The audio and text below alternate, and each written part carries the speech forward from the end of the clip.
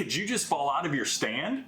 After having multiple issues communicating with other hunters during my Texas hunt this year, including concerns for my own safety, I came home determined to figure out the best way to communicate with other hunters on my lease when I don't have cell service. Having multiple hunters in the woods without an effective means of communication can lead to a lot of dangerous situations. Over the past few years on my lease in Texas, we've had some challenges with effective communication. I've only had cell service at my lease for the last couple years, and most of the other hunters that come with me still don't have cell service out there. Over about the last 10 years, I've been using this GMRS radio in order to communicate with my fellow hunters, with some success and a few failures along the way. Please note, a GMRS radio like this one, not FRS, which is like the bubble pack radio you get from Walmart, but a GMRS radio does require a license from the FCC. It's very easy to get, there's no test, you just pay a $35 fee.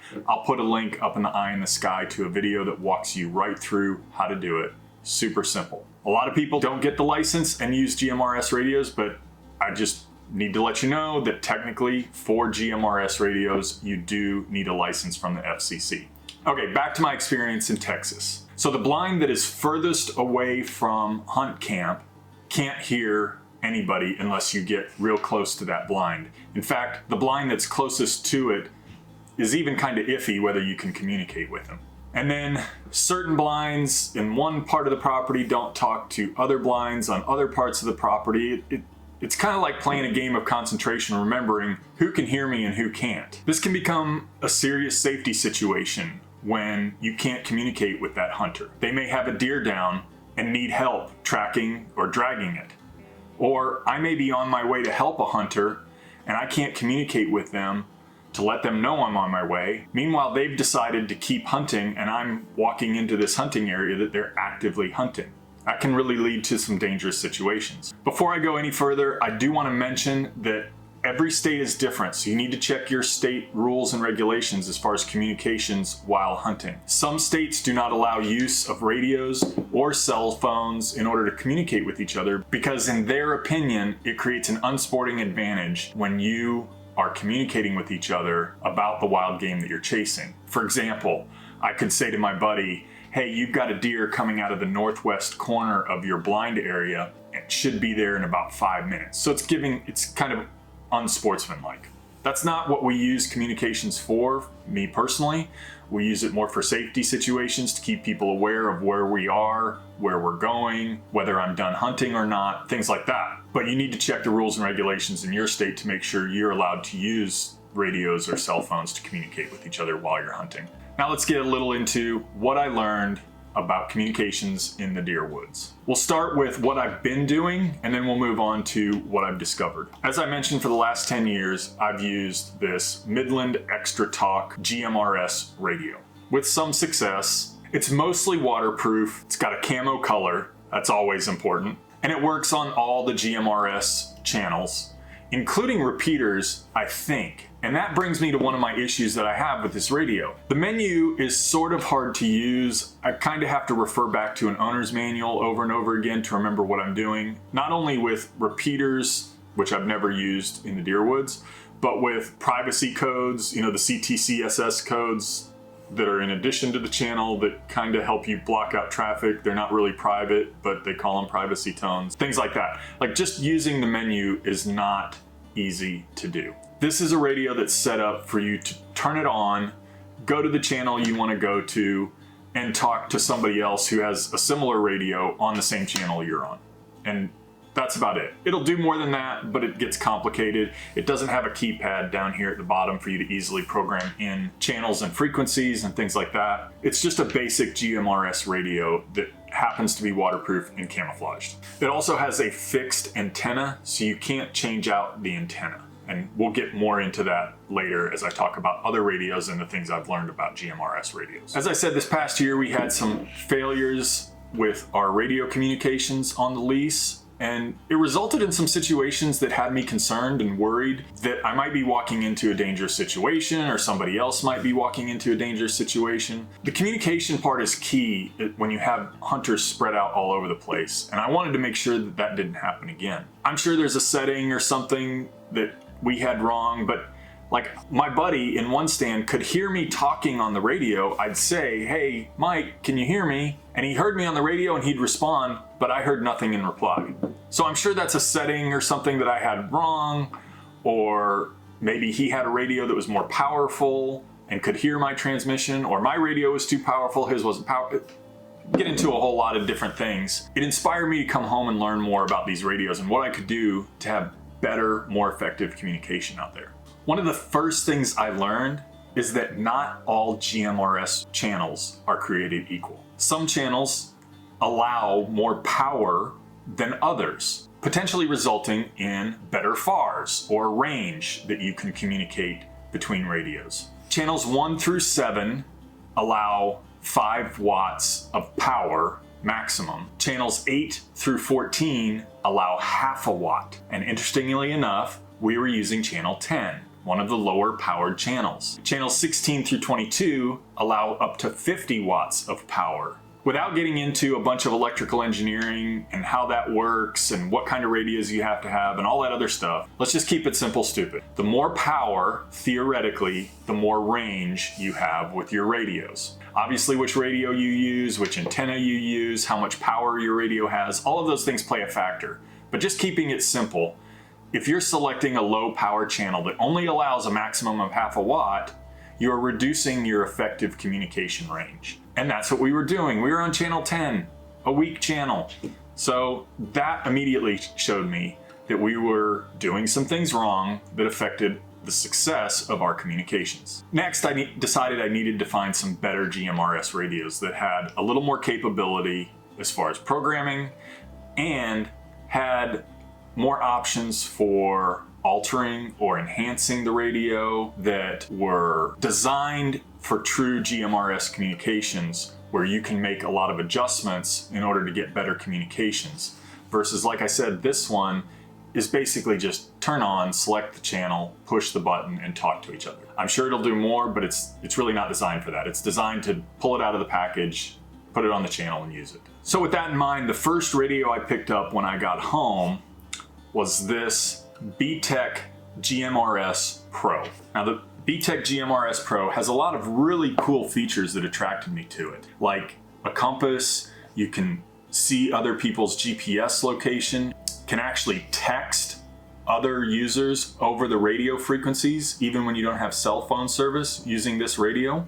It has an app that you use in your phone in order to program channels in, so that made it very simple for programming, even though it doesn't have a keypad. You can also connect Bluetooth devices to this radio.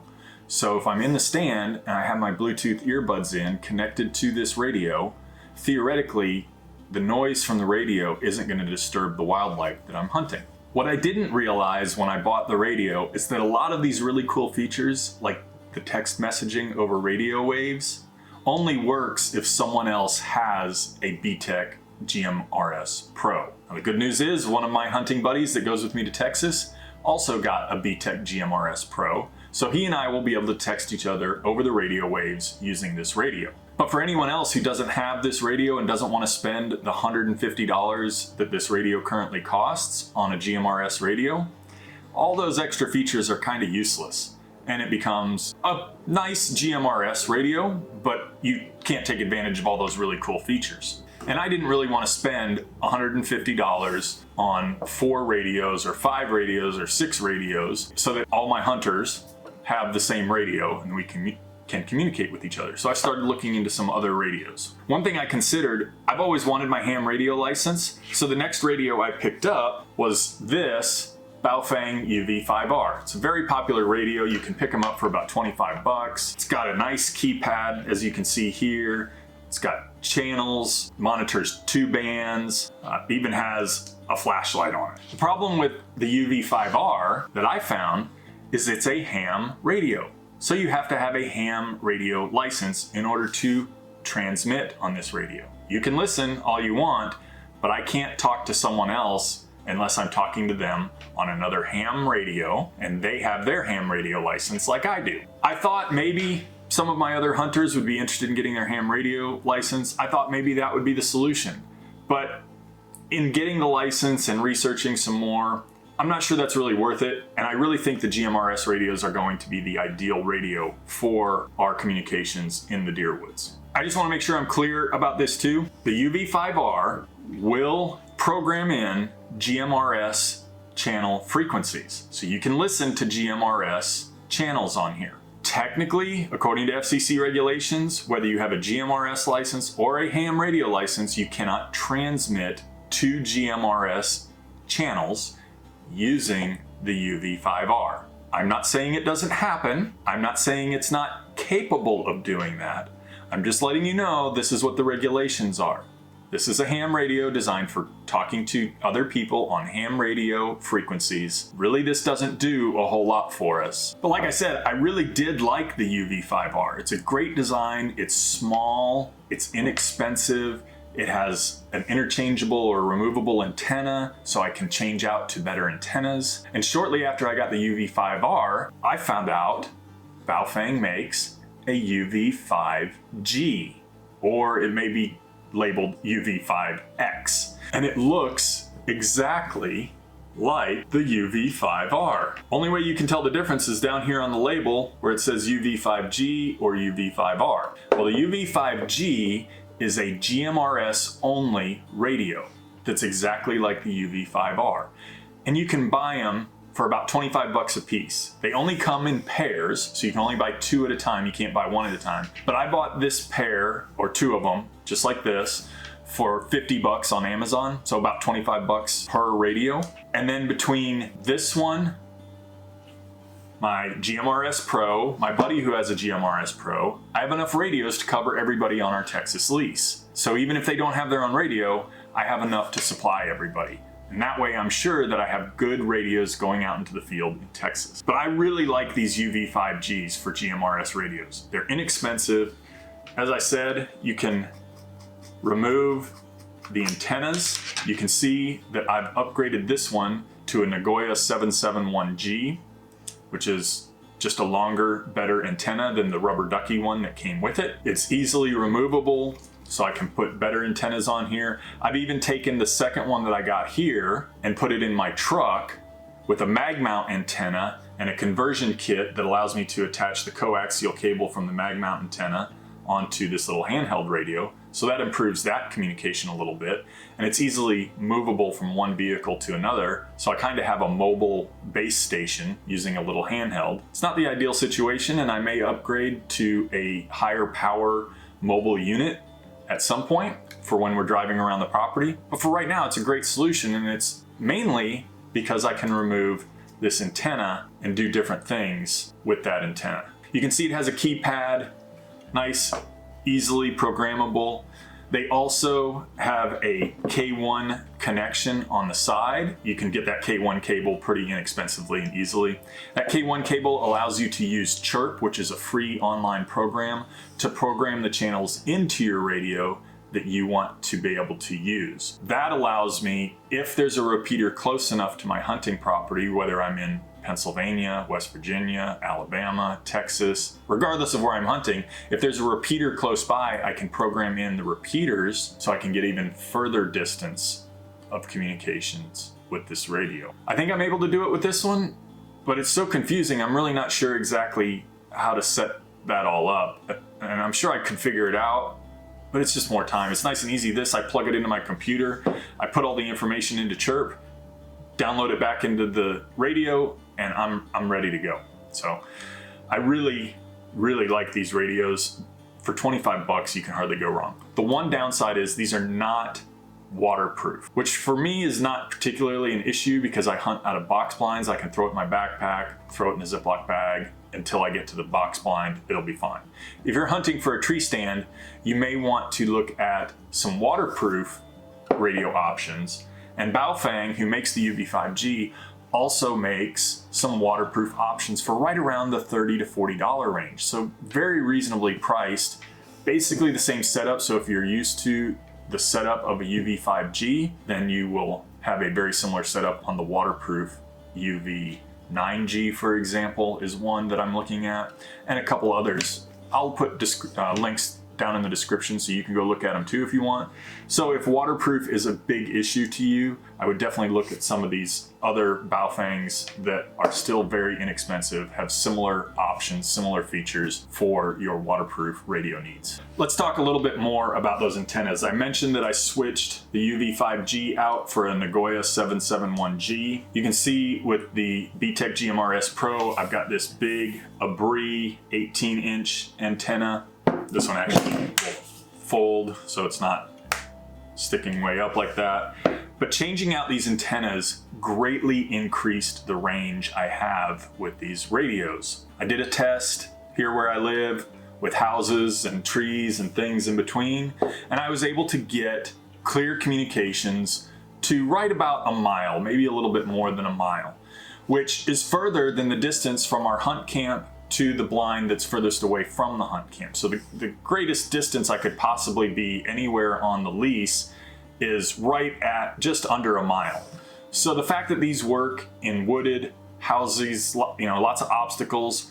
I don't have a lot of terrain in Florida, but I do have lots of obstacles in the way, and we are still able to communicate between these two radios at just over a mile. So that seems like it will work for my needs. And a lot of that range came from changing out these antennas. It makes a big difference. In my opinion, being able to change out that antenna is critical to good GMRS communications. So when it's all said and done, the GMRS Pro is going to be my personal primary radio.